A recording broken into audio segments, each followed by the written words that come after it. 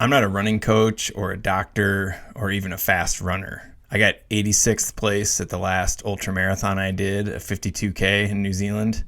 So I'm not the best person to ask for advice on how to win an ultramarathon, but I've been okay at surviving them. That last race was my 16th ultramarathon finish out of 16 races I've entered, from 50K all the way up to 100 miles. And I may not be anywhere close to the podium, but I am pretty good at getting to the finish line. So I started writing down a list of things that have worked for me over the past several years and called it A Regular Person's Guide to Surviving an Ultramarathon. This is not professional advice. It's not non-professional advice. I don't even know if it's advice. It's just some stuff that's worked for me. A few caveats. Number one, I didn't come to ultra running from a road running background. I came to it from a sort of hiking and mountaineering and climbing background. Number two, I live near some very accessible steep terrain. I don't have a mountain in my backyard, but I do have a mountain 2 miles away just down the street from my house where I can run 2 miles, get to the trailhead, and go up 2,000 vertical feet in about a mile and a half. So that's helpful in training for steep ultramarathons. Number three, I don't get injured very seriously very often.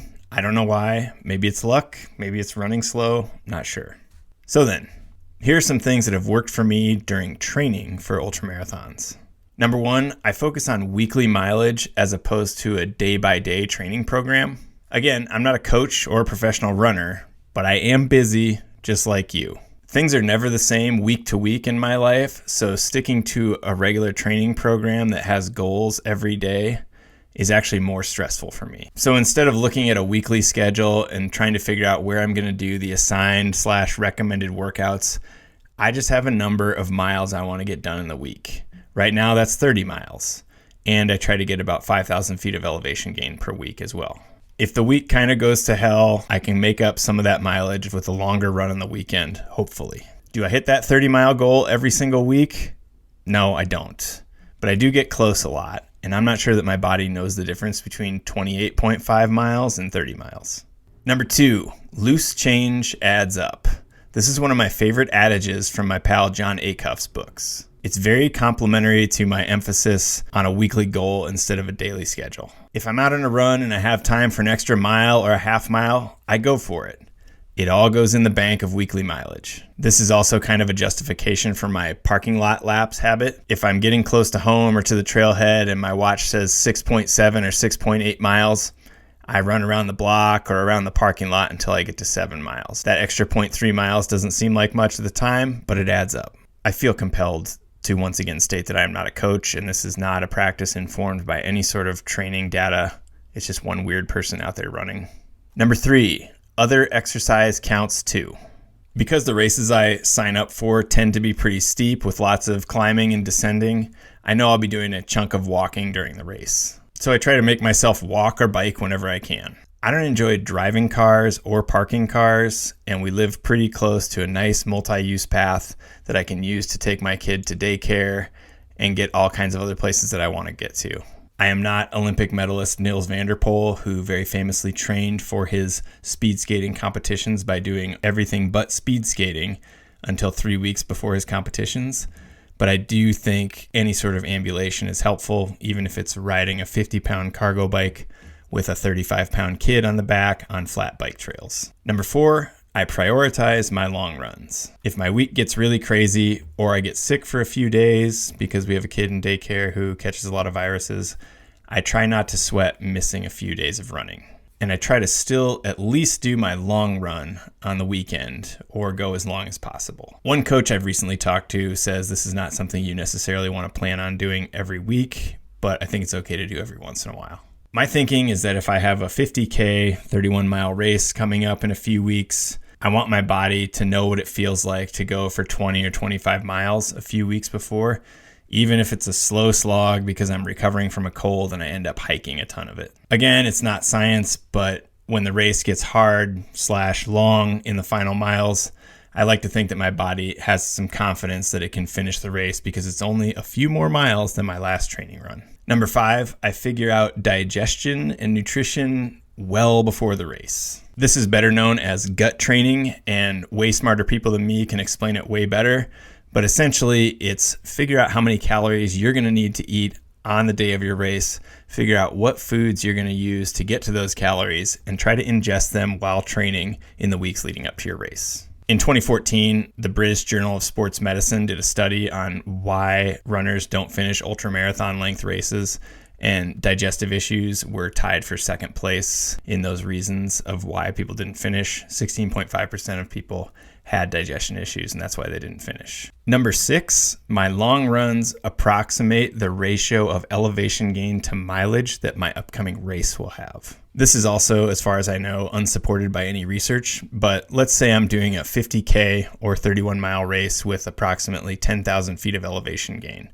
So when I schedule a 15-mile long run, I try to make sure it has about 5,000 feet of elevation gain. Half the distance, half the elevation gain of the upcoming race. And then when I try to plan my 20-mile long run before the race, I'll try to make sure it has 6,500 feet of elevation gain, and so on. Number 7, I use trekking poles. Personal preference, of course, but I'll take all the help I can get on steep climbs and steep descents. I've been using the same Black Diamond Distance Carbon Z pole since 2017. I think they've had a few more updated versions since then, and I think they have at least 1,000 miles on them by now. I don't use them every time I run steep trails, but I do use them during my long runs leading up to a race and during the race. If I remember right, these same poles have survived like 300-mile races, 2 Grand Canyon rim to rim days, 100K, and I think several 50K races. I still haven't fallen in love with any way that people have designed to carry trekking poles when you're not using them, but usually I just carry them uncollapsed in my hands, or I'll collapse them down and carry one in each hand. Sometimes I put them in an Ultimate Direction utility belt, which seems to work okay. Number 8, I try to prioritize gratitude. This is not really a training technique, but I feel like it's pretty easy for runners to turn training and racing into something that feels like work or a job and put a lot of pressure on ourselves to do our absolute best, which I don't know about you, but that's not always that fun. I invite friends on my training runs, and I don't worry about how fast we're going. I don't refer to my runs as workouts, even though I do sometimes try pretty hard when I'm running. Every time I make it to this forest on the top of Mount Sentinel at the end of my street, I try to remember that I'm just happy to be able to get up there and smell the ponderosa pines. Things that have worked for me on race day. Number 1, I prioritize survival. Sure, I'd like to go as fast as I can, and I try hard when I'm in a race, but I'm not a professional athlete. Nobody's paying me a bonus if I finish on the podium or in the top 10.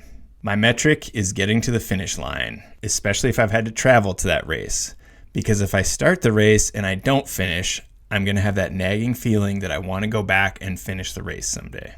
This is maybe something I should talk to a therapist about. I think about this advice I got from a lady named Vivian before my first 100-mile race, which I paraphrase as, if you feel bad, eat something. If you feel good, slow down. I think ultramarathons are as much about self-care as they are about running, maybe even more. And if you can take care of yourself out there and you've trained enough, there's a good chance you'll be able to finish the race. I'm not out there going, death before DNF, but some fairly intense physical discomfort and or psychological adversity before DNF. Number 2, I wake up plenty early on race day. Sure, sleep is important, but you know what's even more important? Having the time to go number 2 before the start of the race. I give myself plenty of time to drink a liter of water, eat a solid breakfast, and drink a cup or 2 of strong coffee, which is everything I can do to make sure I'm not standing in line at a crowded porta potty 5 minutes before the race starts. Number 3, I always eat the same breakfast. If I'm traveling for a race, I pack a small plastic container with the same overnight oats recipe in it, and I add a cup of soy milk to it the night before the race. It's a half a cup of rolled oats, 1 tablespoon of pumpkin seeds, 1 tablespoon of chia seeds, 2 tablespoons of goji berries, 2 tablespoons of powdered peanut butter, 1 tablespoon of cacao powder. Number 4, I am okay with being a slow downhill runner. Literally everyone who enters every single mountain ultramarathon race I have ever run is a faster downhill runner than me. Maybe this year will be the year that I become a faster downhill runner. But usually I just step off to let people pass me when they inevitably catch me on downhills. Like I said before, I'm just happy to be out here. Number 5, I pack as much of my own food as I can comfortably carry. This is also personal preference and maybe somewhat of a control thing, but I've put enough of the gels and chews that I own into my body during training and gut training that I know they're not going to give me trouble, so I try to pack as many of them as possible with me on race day. Do I eat aid station food? I do. I also know that Oreos, pizza, quesadillas, Chips Ahoy cookies, M&Ms and candy, stuff like that, tend to work okay for me in pretty reasonable doses. But I also know how many calories I should be consuming every hour during a race, and I know how many calories are in the things that I'm carrying in my vest. So the math is easy. So I eat mostly that stuff. Things I always mess up during races. Number 1, I always start too fast. Sure, I go out too fast every other time, but this time I won't. And then when the race starts, I get a little nervous. I don't want to get trapped in a glut of people who are going a little too slow for me, but how can you tell at that point? And then I start running the first 2, 3, 5, 10 miles way too fast every single time. And I know that I'm going too fast every single time. Fortunately, I don't blow up or blow it too badly. I just maybe sweat a lot more than I should and have to dial it back a bit. You'd think I would learn, but of course, I never learn. But maybe next time. Number 2, I always underestimate the race course. Every time I run a new to me race, I am optimistic. Maybe I've read a description of the race course or I looked at the elevation profile and I think to myself, yeah, I got this. And then I start into the race and find myself thinking things like, wow, this trail is way steeper than I thought it would be. Or I didn't think the trail was going to be this rough. Or, wow, these rocks are really big and or sharp.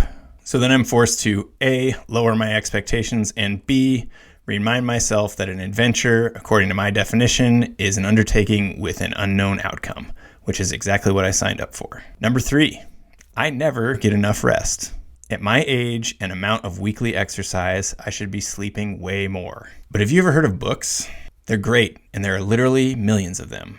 I know that I will not be able to read all of them in my lifetime, but I can't stop trying. Literally every night I'm reading in bed, knowing that I should just turn off the light and get some more sleep, but the book I'm reading is just too damn interesting.